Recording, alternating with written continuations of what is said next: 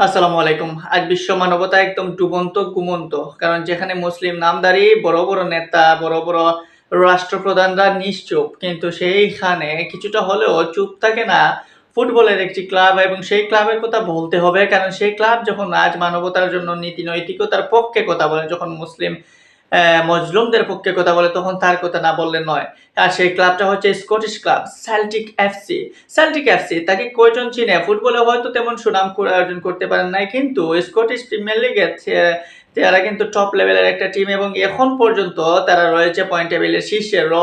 Brandon রজার্সের মতো একদম দামি একজন কোচ রয়েছে তাদের ডেরায়। সো সেই সেল্টিক এফসি কখনোই ফিলিস্তিনের পক্ষে কথা বলতে একটু দ্বিধাবোধ করেন নাই। সবসময় তারা ফ্রি প্যালেস্টাইন ব্যানার নিয়ে, ফেস্টুন নিয়ে সবসময় থেকেছে মাঠে।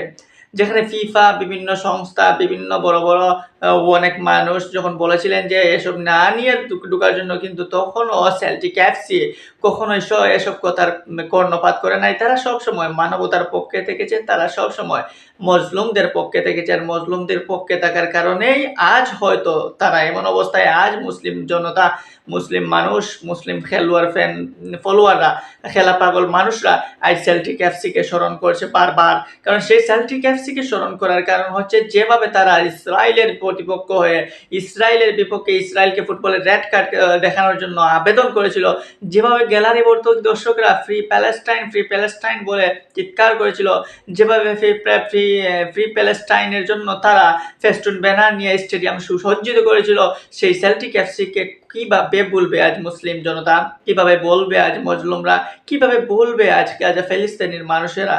আজ যখন মানবতা একদম একদম ধূলিসাৎ, এই মুহূর্তে যারা অনলাইন বলেন বা টিভি চ্যানেল বলেন, প্রত্যেক জায়গায় দেখেছেন কিভাবে কিভাবে এই একদম বর্বরতার সহিত প্যালেস্টাইনের নারী শিশুদেরকে হত্যা করা হয়েছে, কিভাবে তাদেরকে তাদের সেই যোগ্য মর্যাদাটা পর্যন্ত দেওয়া হচ্ছে না একদম নির্বিচারে। আর শিশুদের কি অপরাধ ছিল, শিশুরা কি দোষ করেছে, তারা কি বুঝে কোনটা প্যালেস্টাইন আর কোনটা ইসরায়েল? কিন্তু তারাও তো আজ সেই সেই মৃত্যুর স্বাদ নিতে হচ্ছে, আজ তাদের সেই কষ্টটা তাদের পেতে হচ্ছে। আজ তারা বাড়িঘর ছাড়া, আজ তারা রাস্তার মধ্যে, কেউ আবার কবরের পাশে, কারো হাত আছে পা আছে, কারো আবার হাত নাই পা নাই, কারো হাত এই জায়গায় তো পা ওই জায়গায়। এইরকম একটা বিপন্নতার মধ্যে যাচ্ছে আজ প্যালেস্টাইন। কিন্তু আমাদের কিছু কিছু সুশীল সমাজের ব্যক্তিবর্গরা এখনো অপেক্ষারত।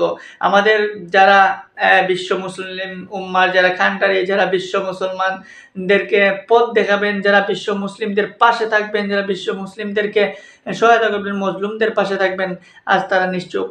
কি এক কারণে আজ তারা নিজেদেরকে আড়াল করে রেখেছেন, কিন্তু তার তো একটা হিসাব দিতে হবে। আর সেই হিসাবটা না হয় পরকালের জন্য রেখে দিলেন ওরা, কিন্তু পরকালের পর ইহকালেও হয়তো তাদেরকে হতে হবে সেই লাঞ্ছিত, অপদস্থ, অপমান, সেটা হয়তো দেখতে পারবে এই মজলুমরা বা আজ যারা প্যালেস্টাইনের পক্ষে কথা বলছে তারা।